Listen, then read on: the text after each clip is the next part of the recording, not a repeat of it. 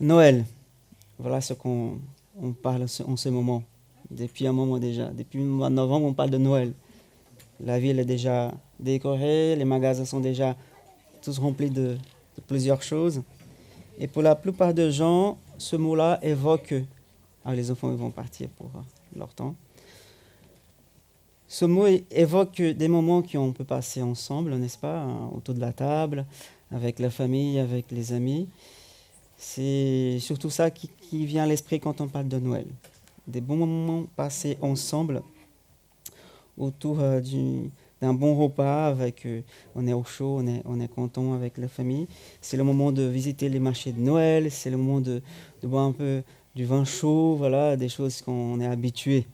Là, ce qui Noël évoque pour la plupart des gens, des moments qu'on peut passer ensemble. Mais nous pourrions quand même dire que Noël, c'est plus que ça. On a déjà chanté. Noël, c'est beaucoup plus que ça. Noël, pour moi, et comme je vois dans la Bible, peut-être pour vous aussi, c'est la réponse de Dieu.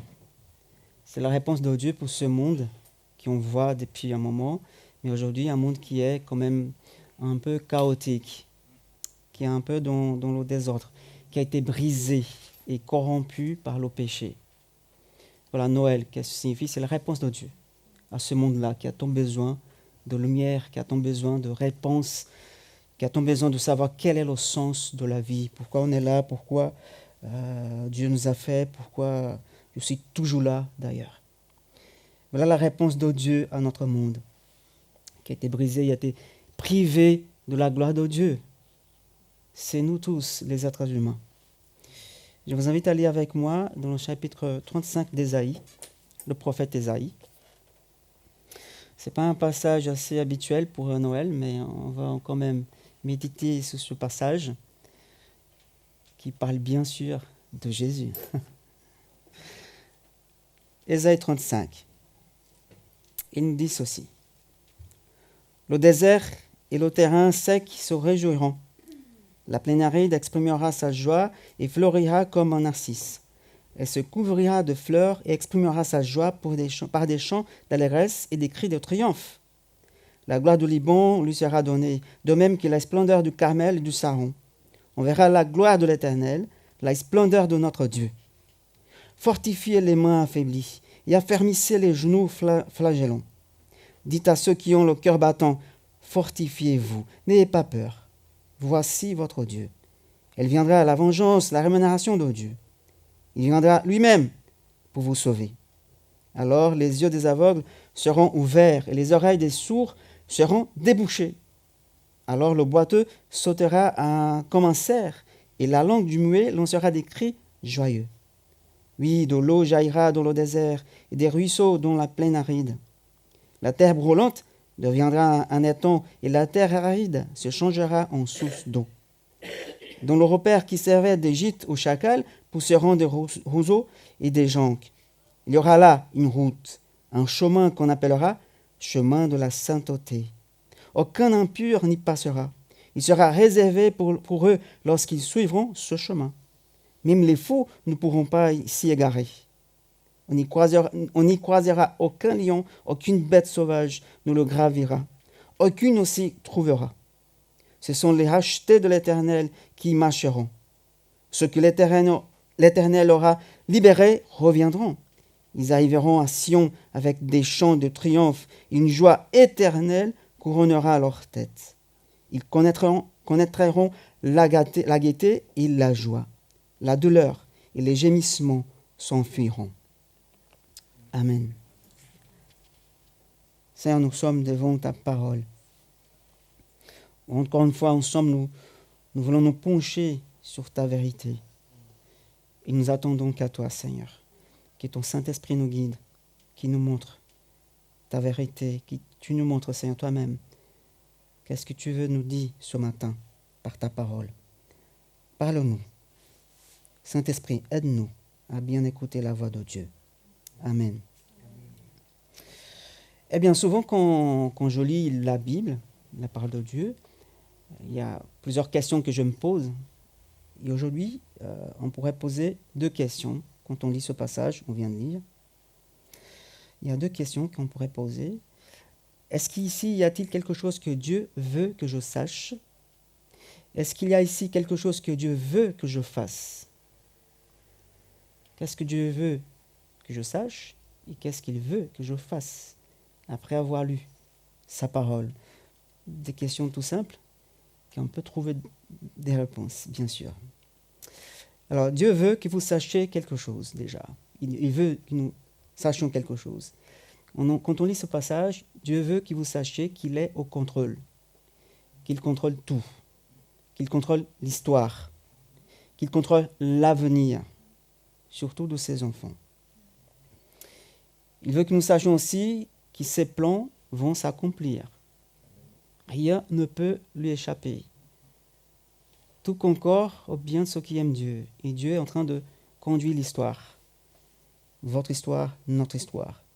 Et même si on voit un monde qui commence vraiment, qui a traversé, qui continue de traverser des moments difficiles, des épreuves, des tribulations, un jour, comme dit la parole, viendra où nous connaîtrons la paix parfaite. Un jour viendra où, selon Ésaïe, nous allons connaître une joie éternelle.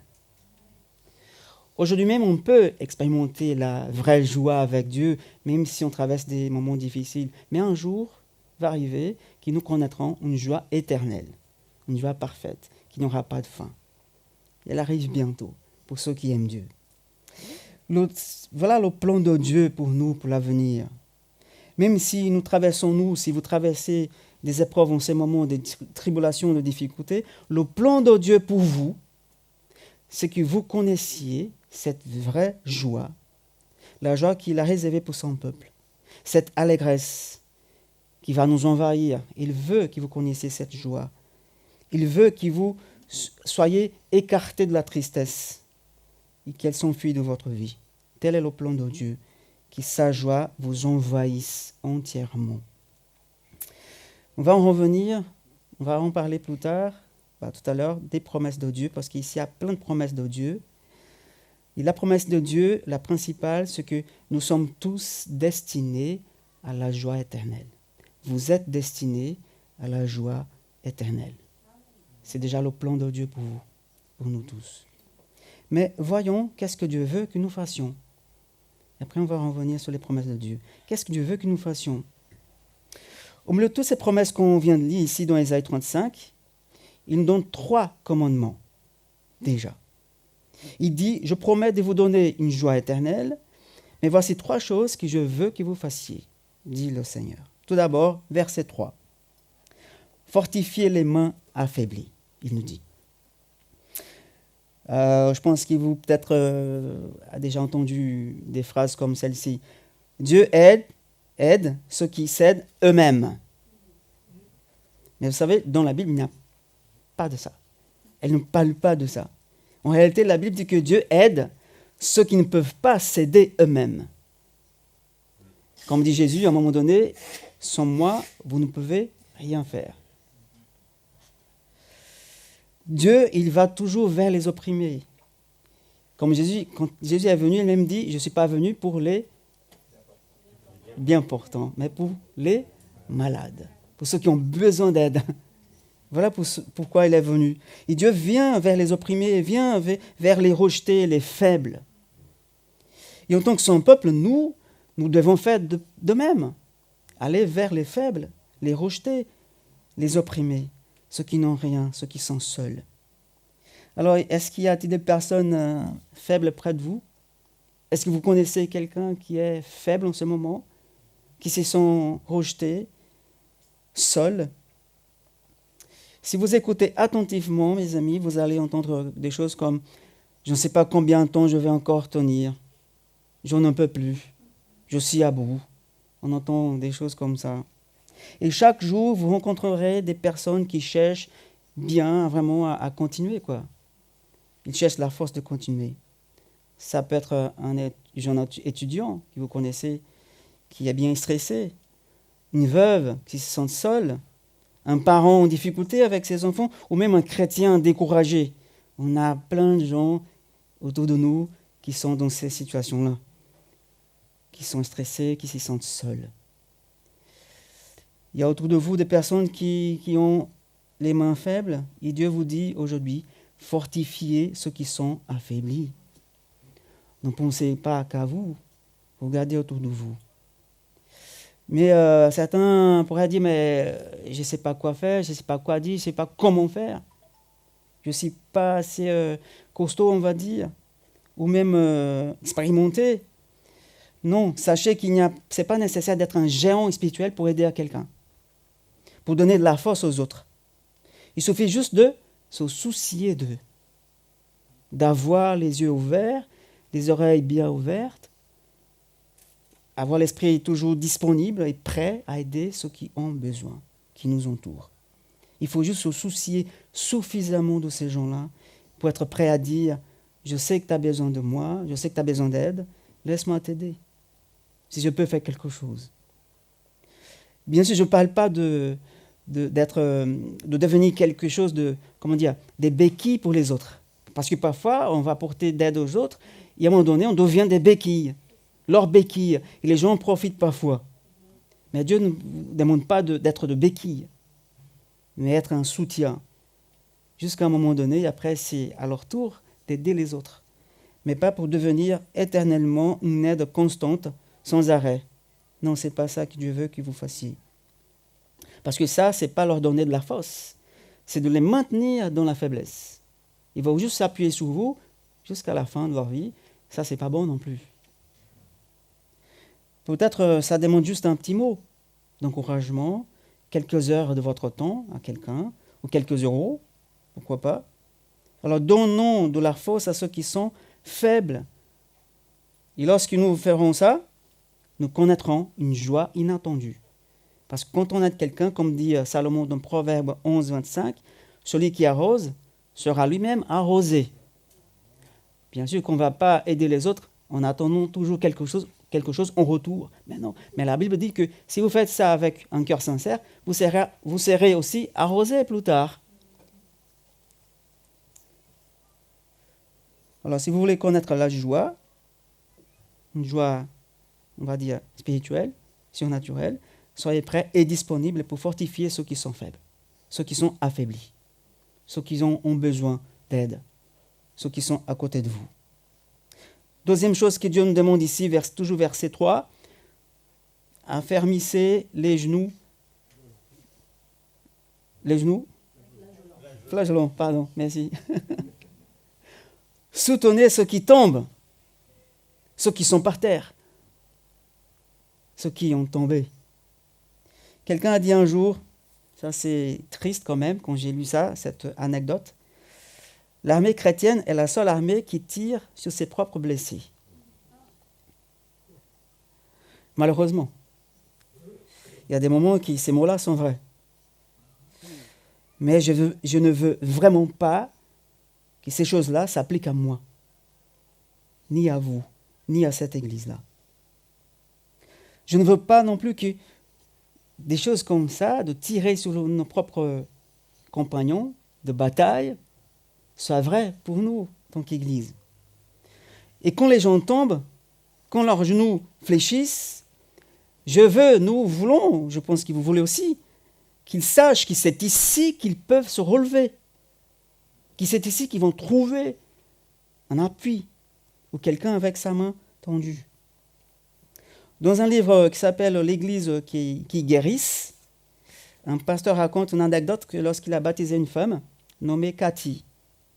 C'est pas encore toi, Cathy, elle est elle. Catherine, Cathy. Bientôt pour toi. Mais qui venait juste de se convertir, cette femme, Cathy, dans cette église-là. Et le pasteur lui a demandé, depuis combien de temps vous fréquentez cette église-là? Elle a répondu, il y a 2 ans. Il a dit, 2 ans? Waouh, c'est quand même beaucoup. Mais est-ce que vous venez toutes les semaines ou de temps en temps? J'imagine que c'est une grande église. Hein. Il a répondu, non, je viens tous les dimanches, toutes les semaines, je suis là. Ok. Alors, il demande à la sœur, Cathy, est-ce que je peux poser une question? Pourquoi vous avez mis 2 ans avant de se décider de suivre Jésus? Voici sa réponse. Je souffrais beaucoup lorsque j'ai commencé à fréquenter cette église. J'avais subi 3 avortements. Je venais d'arrêter de boire. Je savais que j'avais besoin de Dieu, mais je ne savais pas comment le trouver. Mes parents avaient été chrétiens jusqu'à ce que je entre au 5e. Puis ils ont perdu la foi, ils ont divorcé. Je suis allé vivre chez mes grands-parents. Ils m'ont dit de ne pas aller dans leurs églises, car elles ne feraient qu'aggraver mon problème, mon état. Ils m'ont plutôt suggéré de venir ici dans cette église, car ils savaient, mes grands-parents, que j'y serais aimé ici. Voilà qu'il m'a fallu 2 ans pour comprendre que vous étiez vraiment sincère. Voici sa réponse. Il y a beaucoup de Cathy qui nous entourent. Il y a beaucoup de Cathy dont la vie est remplie de souffrances, qui sont tombées d'une manière ou d'une autre, qui ont désespérément besoin d'être relevées, et elles ont besoin de savoir que cela peut se produire ici, au milieu de nous, chez vous-même. Elles ont besoin de savoir que lorsqu'elles se tournent vers nous, vers vous, elles seront toujours accueillies à bras ouverts, avec un beau sourire, comme on fait bien ici, on rigole bien ici, mais qu'ils soient vraiment sincères et que ces gens qui sont dans ces genres de situations-là sachent que c'est ici qu'elles pourront être accueillies à bras ouverts. Et Dieu nous dit, affermissez les genoux flagellants, car cela nous arrive à tous à un moment donné. Et Paul avait dit, ceux qui pensent être debout, fassent attention de ne pas tomber. Alors ça signifie que nous tous, nous pourrons tomber. Peu importe votre temps de vie chrétienne, votre expérience de foi. Mais tout ça peut nous arriver à tous à un moment ou un autre. Et lorsque cela se produira, nous pourrons être ceux et celles qui pourront aider ces gens-là, les aider à se relever. Et ainsi, nous accomplirons l'œuvre de Dieu. Parce que celui qui nous demande de faire, ils nous éprouveront aussi la joie de Dieu dans notre vie. La troisième chose que Dieu nous demande ici, c'est d'encourager ceux qui sont dans la détresse. Verset 4 d'Ésaïe 35. Dites à ceux qui ont le cœur battant, fortifiez-vous, n'ayez pas peur. Voici votre Dieu. Elle viendra à la vengeance, la rémunération de Dieu. Il viendra lui-même pour vous sauver. Pouvez-vous penser à une situation dans laquelle quelqu'un pourrait se trouver qui serait si compliquée que Dieu ne peut pas la sauver, l'aider? Il n'y a aucune situation que Dieu ne peut pas aider. Parce que Dieu, il peut tout faire. Comme moi, vous avez peut-être connu des gens qui ont eu plusieurs problèmes, comme problèmes dans le mariage, des problèmes financiers, problèmes juridiques même, problèmes de dépendance, problèmes de péché, de santé, etc. Vous pouvez y faire une grande liste. Mais aucune de ces situations-là ne dépasse la capacité de Dieu les aider. Comme on dit souvent, et la Bible dit sans cesse, pour Dieu, rien n'est impossible. Paul dit dans Romains 8, 32, « Si Dieu n'a pas épargné son propre Fils, mais l'a donné pour nous tous, comment ne nous accorderait-il pas aussi tout avec lui ?»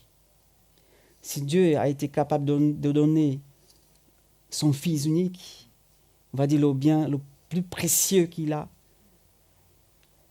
s'il a donné son Fils pour nous, pourquoi il n'en aura pas d'autres choses, ou d'autres choses encore? Comme dit, tout. Oui, si c'est la volonté de Dieu, oui, il peut nous donner tout. Alors ici, on voit que rien n'est au-delà de la capacité de Dieu de nous sauver, de restaurer, de libérer. Dieu peut tout faire. Moi, je le crois. Et pour les personnes qui se trouvent découragées et fatiguées, elles ont besoin d'entendre quel genre de paroles. Oui, c'est vrai, ça ne va pas. Ce monde, il est chaotique. On ne trouve pas de solution, c'est la fin, quoi. Non, les gens qui sont découragés, ils n'ont pas besoin d'entendre ces genres de choses. Ils ont besoin d'entendre ces paroles que Isaïe nous encourage à dire. Fortifiez-vous, n'ayez pas peur. Voici votre Dieu, il est là. Il sera là toujours pour vous. Il viendra vous sauver.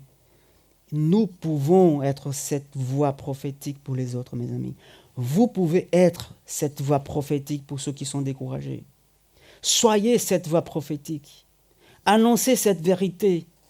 Voici votre Dieu, même s'ils ne sont pas croyants, mais ça reste aussi leur Dieu parce que c'est lui qui l'a créé.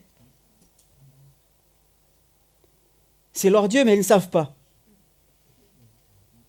Voici votre Dieu, il va venir, il peut vous sauver, parce qu'il peut tout faire.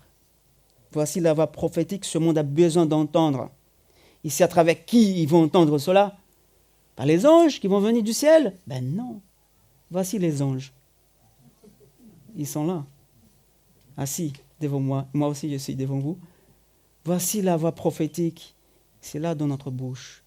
Parce que ça vient de notre cœur qui a été changé, qui a été rempli de la paix de Dieu, de la vérité de Dieu, des promesses de Dieu et surtout de la puissance de Dieu et de son autorité.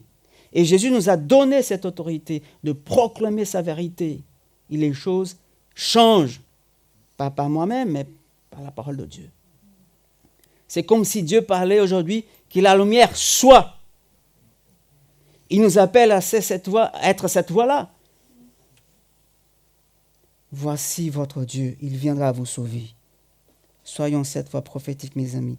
Je ne parle pas d'être optimiste, on va dire naïf ou cliché.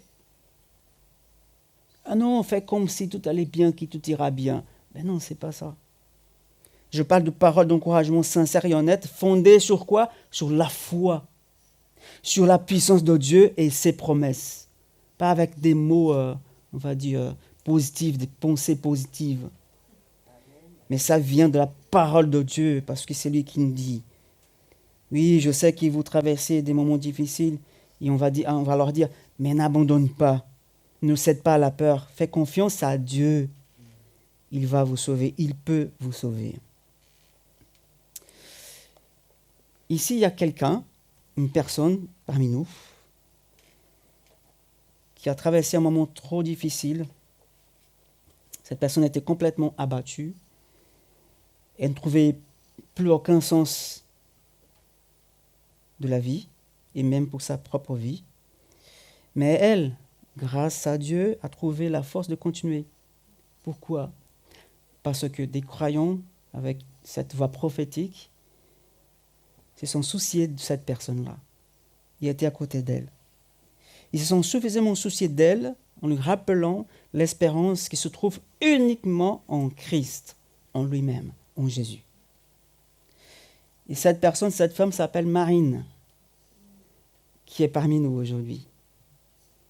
Fais comme ça, Marine, ceux qui ne te connaissent pas. Oui, Marine a traversé un moment trop difficile il y a quelque temps. Ça fait quand même pas longtemps. Hein. Mais pour la gloire de Dieu, Marine est libérée de la dépression. Amen. Et plus encore, plus beau encore, elle a donné sa vie à Jésus. Alléluia. Marine n'est plus la même, j'imagine.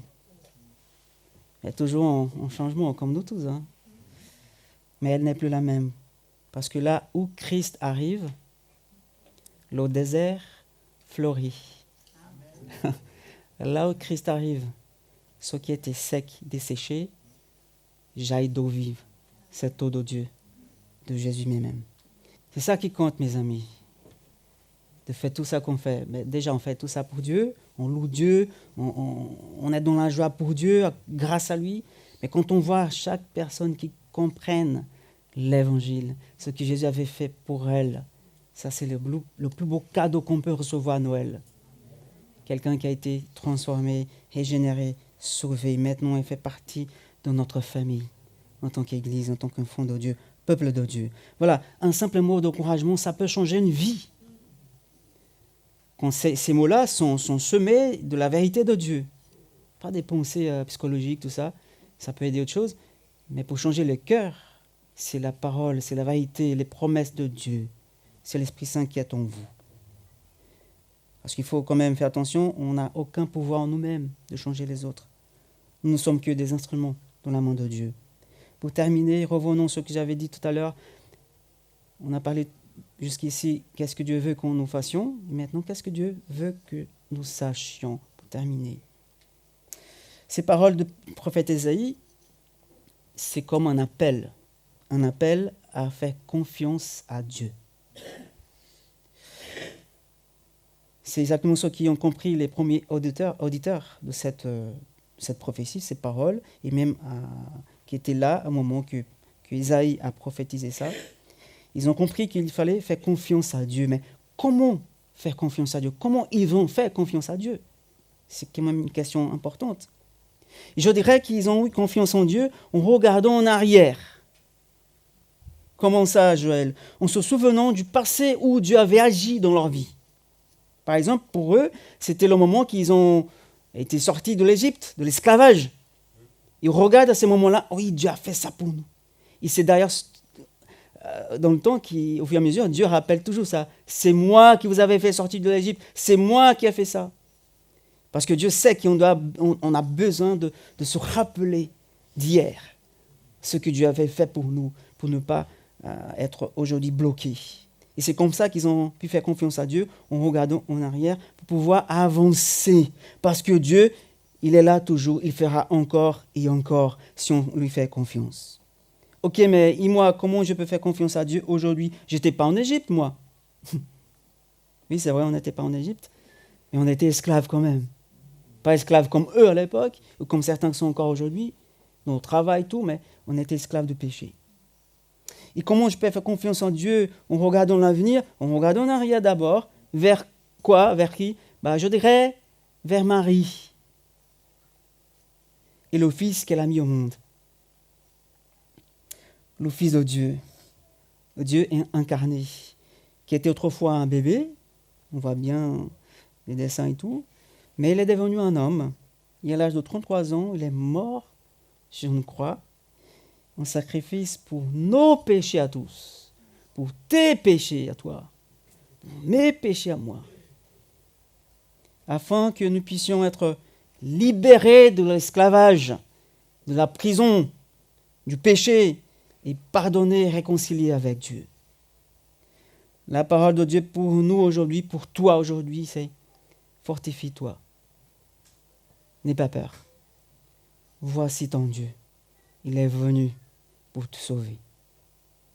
Fortifie-toi. Et ces paroles prophétiques se sont accomplies en Jésus-Christ.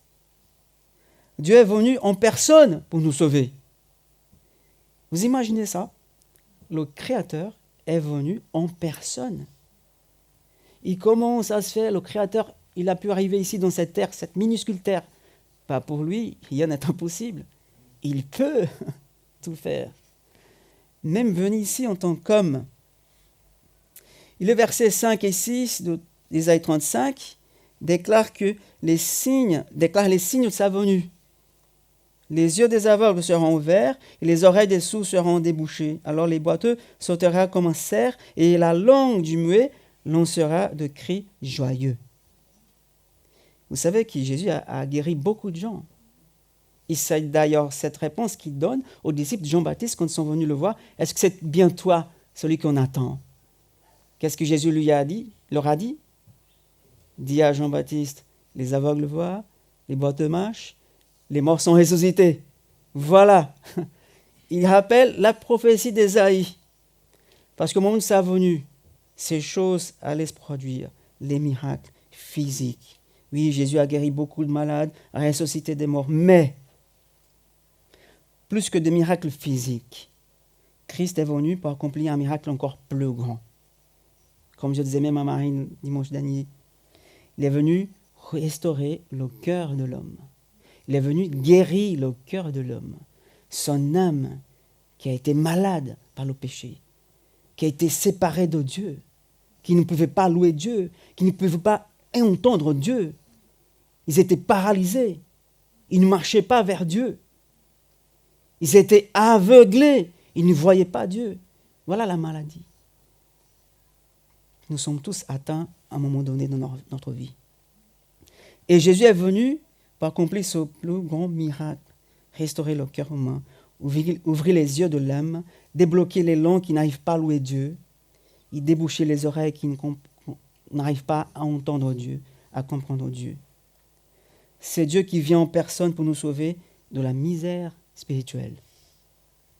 Il est venu pour fortifier nos mains faibles, ouvrir nos yeux spirituels et nous mettre, comme dit Ésaïe, sur le chemin de la sainteté qui nous mène à une destination éternelle, à une joie éternelle. Et Jacques, dans Jacques 1, 17, le demi-frère de Jésus, a dit « Tout don parfait vient d'en haut. Il descend du Père. » Parmi tous les dons de Dieu, quel est le meilleur? Certains vont dire « Aujourd'hui, c'est ma guérison. Je suis malade, ça fait longtemps. C'est un travail parce que je cherche partout, je ne trouve pas de travail. Mon mariage, ça ne va pas. Mes enfants, plein de problèmes. » Mais quel est le don que Dieu veut nous donner? Quel don pourrait être si bon que Jacques qualifie ici de parfait?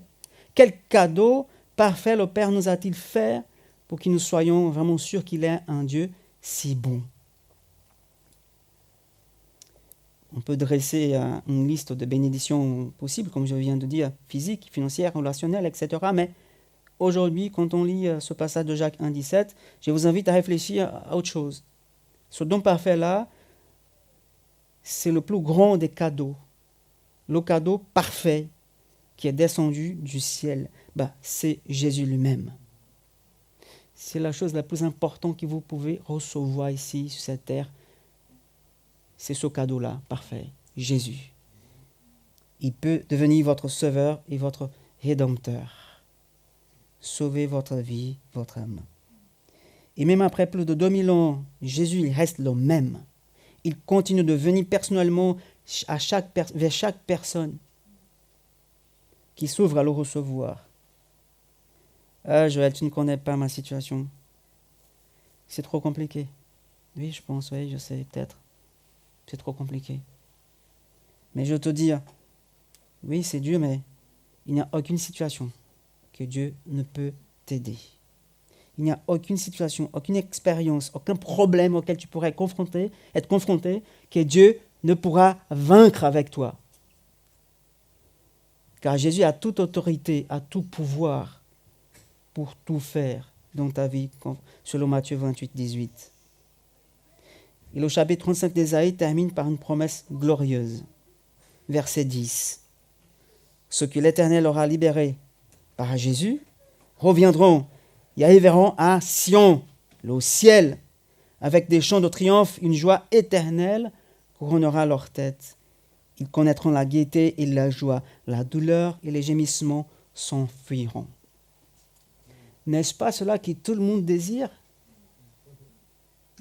Oui, c'est bien la promesse de Dieu pour tout le monde. Ceux qui veulent recevoir son Fils Jésus comme leur Seigneur et Sauveur, ils vont recevoir cette promesse. Et c'est gratuit, il faut juste avoir la foi en Christ. Chers amis, la promesse de Noël, selon Ésaïe 35, n'est pas seulement une célébration ou un souvenir du passé, mais la promesse d'une restauration totale, et je dirais même radicale. Ça change complètement notre vie quand on rencontre Jésus. Plusieurs d'entre vous ici ont des témoignages incroyables et magnifiques. Voilà la proclamation vivante que Dieu est venu. Il est avec nous. Il reviendra bientôt pour redonner à sa création son but originel. Je termine avec cette parole de bénédiction pour vous. Que la présence de Jésus-Christ transforme ton désert en source d'eau. Que tes yeux spirituels s'ouvrent. Que tes oreilles entendent clairement. Que ta bouche chante avec une joie véritable. Et que le chemin devant toi soit celui de la sainteté, de la restauration et de la vie. Que Dieu nous bénisse abondamment et que ces moments qu'on va passer ensemble, ou pendant ces temps qu'on va passer en famille à Noël, que nous puissions nous souvenir de toutes ces paroles de Dieu pour nous. Dieu, voici votre Dieu. Il va venir, il est venu, il reviendra. Mais il vient pour tout sauver. Fais confiance à lui. Et je pourrais dire, et tout ira bien, pour la gloire de Dieu. Amen.